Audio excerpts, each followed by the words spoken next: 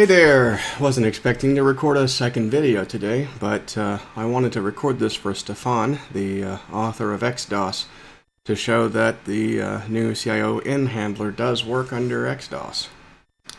I wanted to thank him personally for the work that he did to do the very first pass of the porting the CIO-C handler into assembler, which I used as a learning tool to see different techniques on how to take and do this.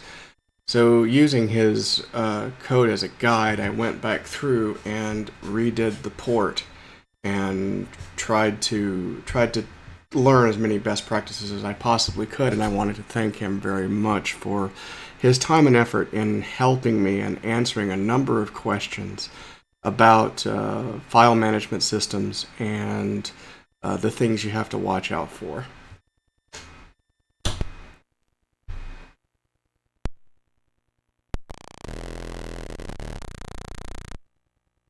So there's a bit of a bug here, and it has to do with how the IOCB is initialized. It only seems to pop up here in XDOS.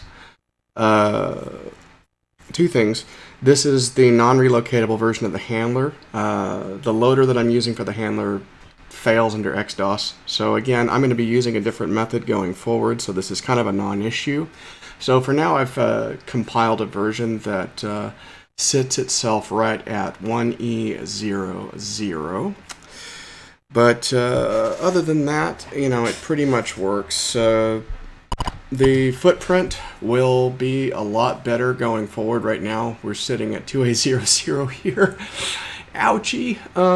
Yeah, need to trim those buffers down, get everything down, and we'll do that. It's just going to take some time. But we can see even here it works just fine. I can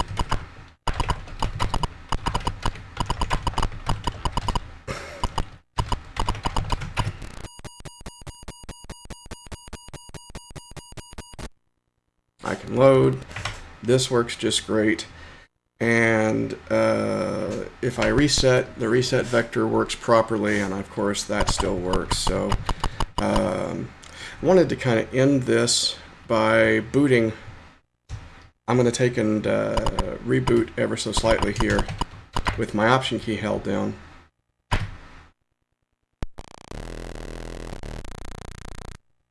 You can see the FujiNet banner come up for a split second before the XDOS command processor comes up. And now that the end device is actually loaded, believe it or not, this works.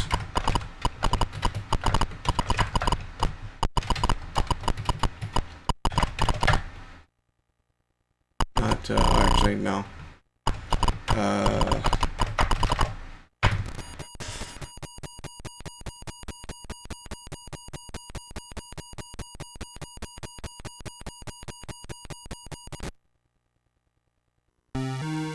So yeah, I thought you'd like to see that.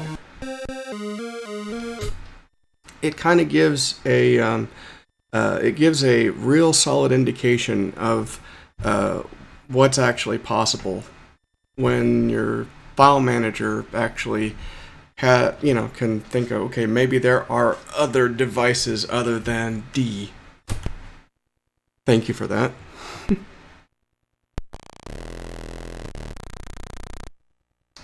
So now we'll finish off by just running the Whois client real quick. So we can see that, yeah, it works just fine.